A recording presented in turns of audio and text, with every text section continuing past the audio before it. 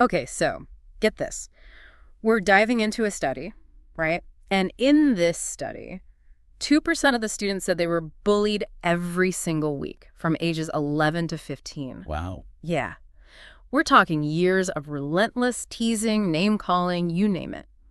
It's tough to hear, and it makes you think about, those kids we might have known growing up who always seem to be on the outskirts, and how for some, it's sadly not just a phase. It really makes you wonder what's going on. In this Scottish study, it unpacks that experience and it connects it to, something else we often see in those years, depression. Yeah. And it's not a simple case of bullying is bad, it makes kids sad. The researchers really dug into the why. Does one lead to the other? Right. It's more nuanced than that. And to do that, they followed these students through that, I think we can all agree, super awkward transition from primary to secondary school, ages 11 to 15, which, come on, prime time for awkward growth spurts and social awkwardness on top of everything else. Yeah, no kidding. I mean, think about it. And while that statistic about consistent victimization is really concerning, it is important to note that it was a small percentage of the overall group. Right, exactly. At age 11, the study actually found that about 15% of these students said they were dealing with this kind of peer victimization weekly. Now, thankfully, that number did drop to 10% by age 15, but I mean, that's still 1 in 10 kids. And one of the things I found really interesting is how the researchers, they made a point to distinguish between types of victimization. Okay, so like what? Give me an example. So they differentiated between teasing or name-calling versus outright bullying. Okay, let's unpack that because, and maybe it's just me, I kind of lump those together in my head. Why is it important to make that distinction? It's huge because kids don't experience them the same way at all. But one student might just brush off as, harmless teasing. Another student might totally internalize it as, like, deeply hurtful bullying. Oh, that makes sense. It all comes down to perception. Yeah, and that's going to be different for everyone. So we can't just look at the situation objectively from the outside. We have to consider how it's impacting each individual kid, right? Yeah, exactly. And that actually leads perfectly into what they found about the stability of victimization, which I thought was super interesting. While the overall rates of, kids experiencing this went down slightly as they got older, for some it was like they were stuck. Yeah. Like in this cycle. You're right. And that is one of the big takeaways here. So 24% of the students said they never experienced any victimization, which, great, fantastic. That's what we like to hear. Right. But on the flip side, that 2% reported being victimized weekly at all 3 of the checkpoints, 11, 13, and 15 years old. Just emphasizes how for some kids, this isn't just kids being kids, Yeah. This is a pattern that can have a real lasting impact on their lives. So how did they even begin to measure that? Like, how did they measure the impact on mental health? Was it just self-reported? How are you feeling? Or did they dig a little deeper? Yeah, they use what's called a validated depression scale.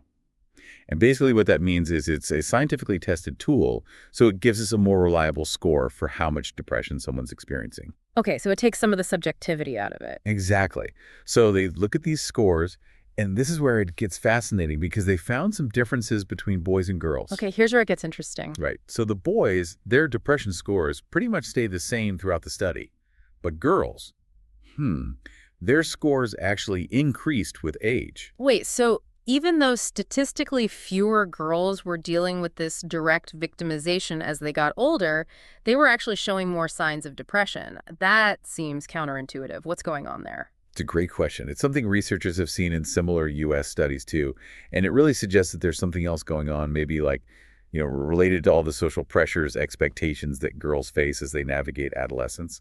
That could be contributing to this increase, regardless of whether they're being directly victimized. Okay, so we've got these two issues then, right? We've got victimization and we've got depression, and they're kind of intertwined, but not always in a straightforward way, right? Like, what did the study have to say about which one might be the root cause? Is this a chicken or the egg? The age-old question, right? Right.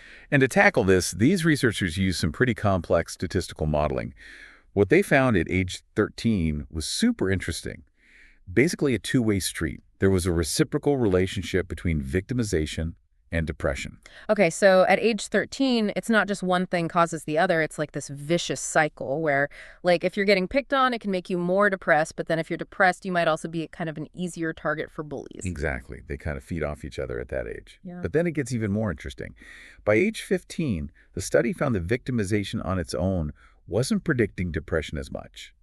However, depression was a really strong predictor of victimization, especially for boys. Wait, hold on. So the depressed 15-year-old boy is more likely to be picked on, but the victimized 15-year-old boy isn't necessarily more likely to be depressed.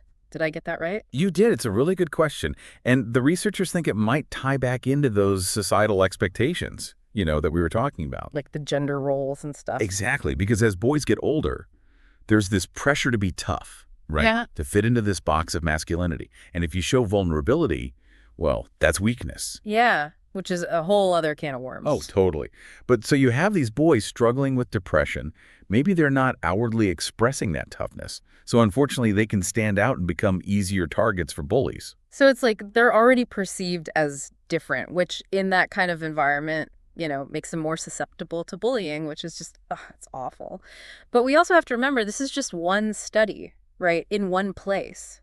How do we know these findings would hold up in other cultures, other parts of the world? That's huge, and it's such an important point because human behavior, it's rarely one size fits all. What we see in one culture might not translate to another at all. Right, of course. Think about it, cultural norms around gender roles, how emotions are expressed, even how we define bullying. It's all different from place to place. Okay, so, give me an example. How might this whole victimization, depression dynamic play out differently in a culture that's, say, more collectivist, where the group is way more important than the individual? Like, how would that compare to what we see in the Scottish study, which is a more individualistic culture? That's a great question. In a more collectivist culture where group harmony is so important, imagine how isolating, how impactful the experience of victimization would be. Like being ostracized or targeted by your peers, Yeah. that would carry much heavier social consequences, potentially having a much bigger impact on someone's mental health. Because your social standing, your sense of belonging, it's everything in that context, so the stakes are higher. Exactly, the stakes are so much higher.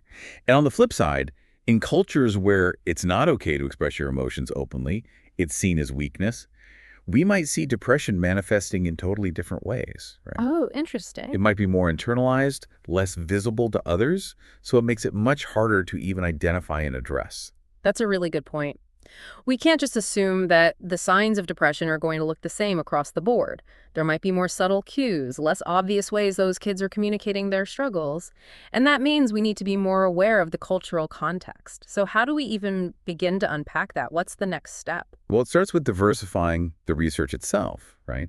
We need more studies that look at these issues across a wider range of cultures, socioeconomic backgrounds, even geographic locations. And it's not just about replicating the same study in different settings. It's about asking different kinds of questions, using research methods that are appropriate for those specific contexts. So thinking outside the box, challenging those assumptions we might bring to the table, and maybe most importantly, really listening to what these kids are actually going through, like the experiences of young people from all different backgrounds. 100%, because they're the ones living it every day. Right.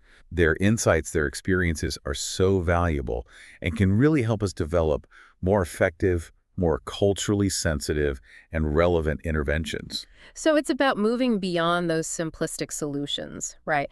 Acknowledging the complexity and recognizing that it's not just about telling kids, don't be bullies or just cheer up. It's about understanding all the factors that contribute to these issues and how they might be different for different people. Yeah. Exactly, you hit the nail on the head. And that's true not just for researchers, but for educators, parents, policymakers, everyone. We need to create those supportive, inclusive environments where kids feel safe to be themselves, to express their emotions, to ask for help without fear of judgment. But, this study, it focused on a very specific age range, and it made me think, what happens as these kids grow up? Do these patterns hold up? That's what I was thinking. High school, college, even young adulthood. Did the stakes get higher or do they kind of figure things out? Does it all just disappear? What happens next? So we've talked about all the ins and outs of victimization and depression in those early teen years. But what about when those years are over? Do these patterns just poof, disappear once someone graduates high school? Oh, I wish it were that easy. Unfortunately, as young people transition into adulthood, things, they don't always get easier. In fact, it can get even more complex. Oh, how so? Well, for starters, they're dealing with a whole new set of pressures, expectations, Yeah. right? Academically, socially, professionally, all while their brains are still trying to figure out how to adult. Yeah, it's like they're being thrown into the deep end right when they finally got the hang of, doggy paddling. That's a great way to put it. And, statistically, this is actually when we see rates of depression increase. Really? Yeah. Leaving home, maybe going off to college, new relationships, trying to figure out a career path. It's a lot to handle, even if you sailed through those adolescent years. Totally. And I imagine if you layer on top of all that the lingering effects of maybe being bullied or like the social anxieties that might have developed, those don't just go away. Exactly. And we can't forget about the pressure to fit in, to find your people. That doesn't magically disappear once you're out of high school. If anything, it might even get more intense, right? Thinking about the pressure to like succeed in college or find a job, find a partner, it feels like the stakes just get higher. Absolutely. And for some people, that pressure, it can be really hard. And they might turn to unhealthy coping mechanisms, or like we were talking about earlier, it can fuel those anxieties they might have been carrying with them since they were younger. So, where do we even start with addressing this? How do we best support young adults during such a critical and, let's be honest, often overwhelming time? I think it starts with something that seems so simple, but it's often overlooked. Yeah. Open, honest communication. We have to create those safe spaces at home, in universities, and workplaces where young adults feel comfortable talking about their mental health without feeling judged or like they're weak. Right, because admitting you're struggling, that is not a sign of weakness. It actually takes a lot of strength. It really does. And it's on all of his parents, educators, mentors, friends to create environments where being vulnerable is met with compassion and understanding, not criticism or judgment. It's about normalizing the conversation around mental health, making it clear it's okay to not be okay all the time. And asking for help, that's not a bad thing. It takes courage. 100%. And support, it can come in so many forms. It might be traditional therapy, counseling, or it could be something as simple as having a trusted friend, a family member to talk to. Someone will actually listen without judgment and just offer a kind word or a helping hand. Exactly. Sometimes just knowing you're not alone in your struggle, that's huge. Yeah, that sense of community can make all the difference.